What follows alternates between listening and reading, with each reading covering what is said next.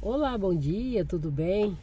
Olha, existe um segredo para que tudo vá bem na nossa vida, para que as coisas aconteçam de melhor para nós. Qual é o segredo? É o segredo da obediência. Na palavra do Senhor diz assim: não tomarás o nome do teu Deus em vão. Não é para colocar o nome de Deus em porcaria, em qualquer coisa, colocar Deus ali, piadas com Deus. Não pode acontecer esse tipo de coisa. A Bíblia também diz assim: não terás diante de ti outros deuses. O que são deuses? Deus é tudo, deuses são tudo aquilo que a gente reverencia sem ser o próprio e único e verdadeiro Deus. Quem é esses deuses? Quem são esses deuses? E os deuses podem ser nossos filhos, podem ser nossas atividades. Tem gente que coloca tudo, o trabalho acima de todas as coisas, atividades acima de todas as coisas, as crianças, os filhos, netos, tudo acima de Deus. Em primeiro lugar está essas coisas. Então isso também está errado, tá? Não está correto, né? Deus tem que ter primazia na nossa vida, para que tudo vá bem na nossa vida. E outra coisa que Deus diz assim: não farás para ti imagem de escultura, nem se ajoelhará diante dela, nem se prostrarás e nem renderás culto e nem pedirá qualquer coisa, porque eu sou o Deus zeloso, que visita a maldade dos filhos até a terceira e quarta geração. Então muitas vezes você vê uma família que sofre, que padece, uma família que patina, alguém na família ali que dá 2 passos à frente, quase 10 para trás. Quando você pensa que a pessoa está se levantando, ela está voltando para a situação que ela estava anterior, de desgraça, de coisas horríveis, de miserabilidade, vamos dizer assim. Então o que Deus está querendo dizer aí? Deus não quer que façamos imagem de escultura. Deus não permite, a Bíblia diz que é abominação diante dos olhos de Deus. É uma coisa horrível, é que fere a santidade de Deus. E se nós formos ler a Bíblia Sagrada no começo da palavra de Deus, e a Bíblia inteira fala sobre isso, mas vou pegar lá no começo, em Deuteronômio, está falando assim, que se nós... quando o povo de Israel, Deus falando para o povo de Israel, né, que ele seria um povo separado, que ele era um povo separado, que Deus daria as nações na palma da mão dele, debaixo dos pés, vamos dizer bem assim. Então essa nação seria subjugada por Israel.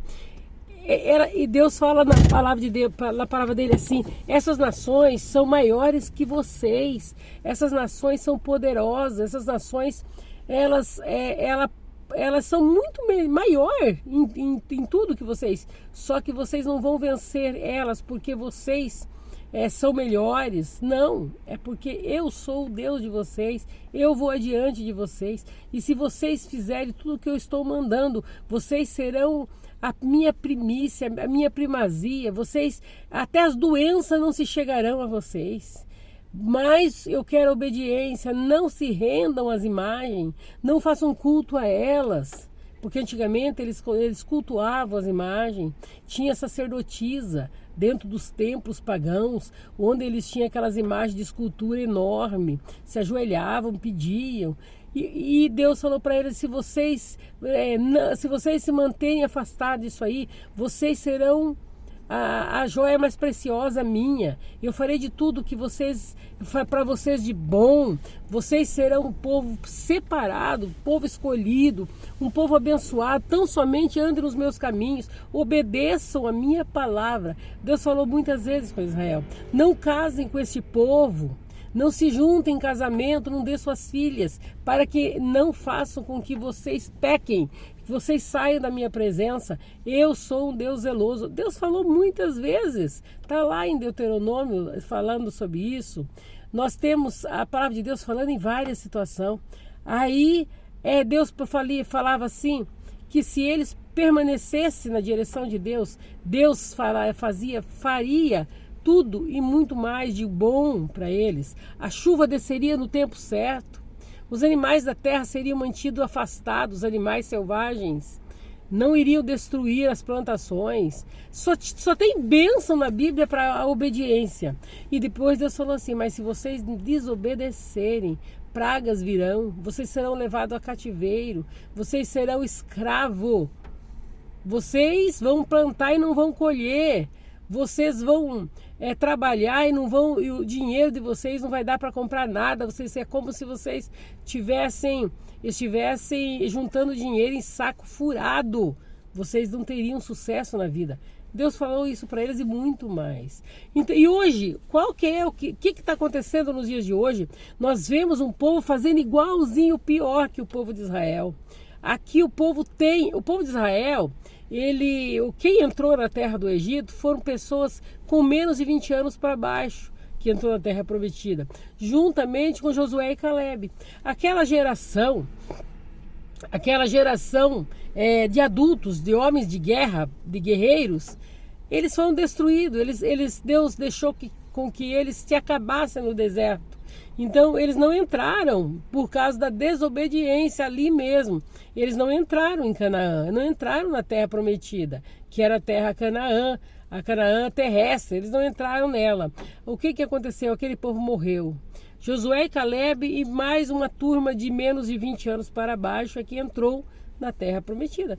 Só que este povo que estava ali no Egito teria obrigação, no Egito, que saiu do Egito, escravos, e depois Deus alertou eles lá no deserto, eles tinham obrigação de ensinar seus filhos a ter obediência, porque na terra que eles iam passar seria uma terra que Deus estava dando para eles, mas eles tinham que ser obedientes. E Deus falou muitas vezes com eles. Até o próprio Moisés não entrou. Por causa da desobediência do povo, Moisés não entrou, porque Moisés ficou irado uma vez, sendo que Moisés era um homem manso. Moisés se irou e bateu na rocha, quando ele devia falar com a rocha, e ele acabou não entrando na terra prometida que Deus deu. Então o que aconteceu? Esse povo devia ensinar a nova geração, aquele povo que estava entrando lá, aqueles jovens, né? O que aconteceu? Deus falou muitas vezes, avisou muitas vezes, e eles entraram, eles conquistaram aquela terra. Só que tem um detalhe, muitos cananeus ficaram ali. E esses, a Bíblia diz assim, que se eles não destruíssem aquele povo rebelde, aquele povo que Deus mandou destruir tudo, não era nem para pegar o ouro nem a prata deles, era para destruir tudo. E se vocês pegassem, vocês seriam consumidos com eles. Se vocês pegassem e se unissem a eles, eles seriam uma pedra, um espinho no pé de vocês. E foi isso que aconteceu. Esse povo de Canaã se tornou o arqui-inimigo do povo de Deus, de Israel. Até hoje, esse povo é o povo inimigo de Deus. E eles fizeram com que Israel pecasse. Israel pecou, Israel adorou, se prostrou diante de imagens de escultura e tiveram uma desgraça muito grande. A desobediência faz com que nós venhamos a sofrer coisas horríveis que poderia se afastar da nossa vida. E hoje, qual que é o que está acontecendo?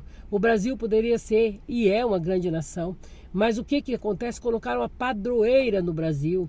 Todas as cidades, as nações que têm uma imagem de escultura como a deusa, como algo no lugar de Deus, sofrem coisas horríveis, porque eles estão repetindo o que Deus falou para não fazer. E muitas vezes você ensina, você fala, você diz, e a pessoa ouve por um ouvido e solta pelo outro. A Bíblia diz para você que você deve render culto, adoração somente ao único e verdadeiro Deus, mas o povo pega várias imagens, o povo mistura, faz misticismo com imagem de esculturas do espiritismo, de macumbaria, de todo esse tipo de coisa, desses ismos aí, fazem isso daí, misturando com as imagens que tem na própria igreja deles, se ajoelha lá perante eles, acende vela perante eles. Isso está totalmente errado. Deus não aceita esse tipo de coisa. Se você quer agradar a Deus, tira isso do teu caminho, porque é desgraça que vem para a tua casa, para a tua vida. Se você está notando que a tua vida anda para trás, se você nota que a tua vida nada está progredindo, que você faz, parece que a coisa, em vez de andar para frente, anda para trás, você lembre-se disso. Deus não compactua com ídolos, Deus não compactua com imagens. Para ele isso é abominação. Arranca as imagens de escultura da tua vida, deixa isso para trás, tira, quebra, queima, destrói. Foi isso que Deus mandou o povo de Israel fazer.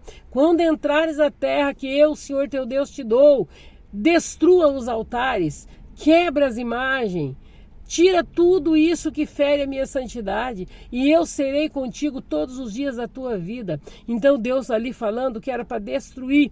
Deus não falou, olhe, se junte com ele, se ajoelhe, acenda a vela.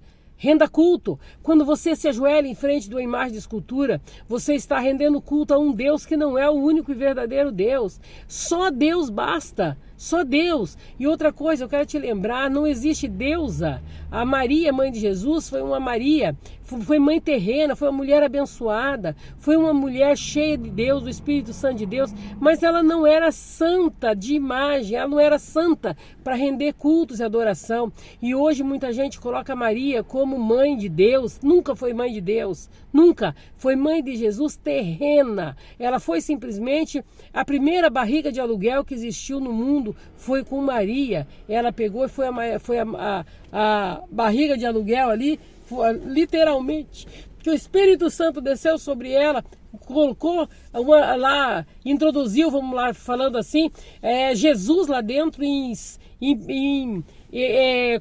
como se fosse uma célulazinha pequenininha lá dentro. Jesus foi crescendo, foi obra do Espírito Santo de Deus a vinda de Maria, mas não foi a primeira, ainda tivemos essa barriga de aluguel lá com Sara e Agar, que Sara não podia ter filho no passado e ela usou a sua serva Agar para ter filho. Ali também foi uma barriga de aluguel.